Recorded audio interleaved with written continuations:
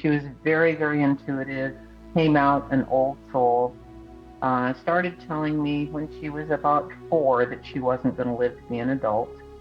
Didn't know how yet, but just kind of would randomly talk about it. I took her to counselors, and they said, well, she doesn't seem to be upset about it, so just go with the flow. So we did. Loved old people, loved babies, loved underdogs, did not tolerate bullies, and would start pranks. And she was just full of life. She was a cheerleader. She was a gymnast. Had lots of friends. She correctly predicted her death and the manner. About a month before she died, we were driving down the road. I was driving, and I did a U-turn, and she grabbed my arm and said, "This is how it's going to happen, Mom." And I said, "What?"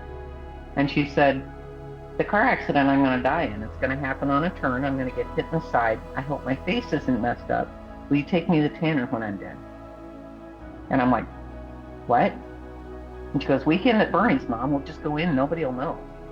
So that was her sense of humor. She picked out her casket 9 weeks before she died. She wrote us letters 2 days before she died and left them on her dresser, thanking us for being good parents.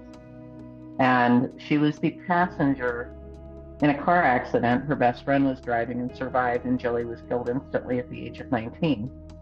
And that happened 2 days after the notes on her dresser. The morning that she died, I woke up at 6 o'clock and didn't know why. That turned out to be the time of the accident or close to it.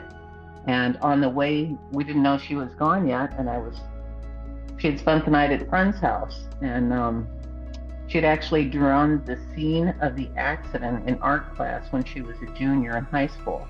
And it had the car hitting a gas can. They hit a gas main.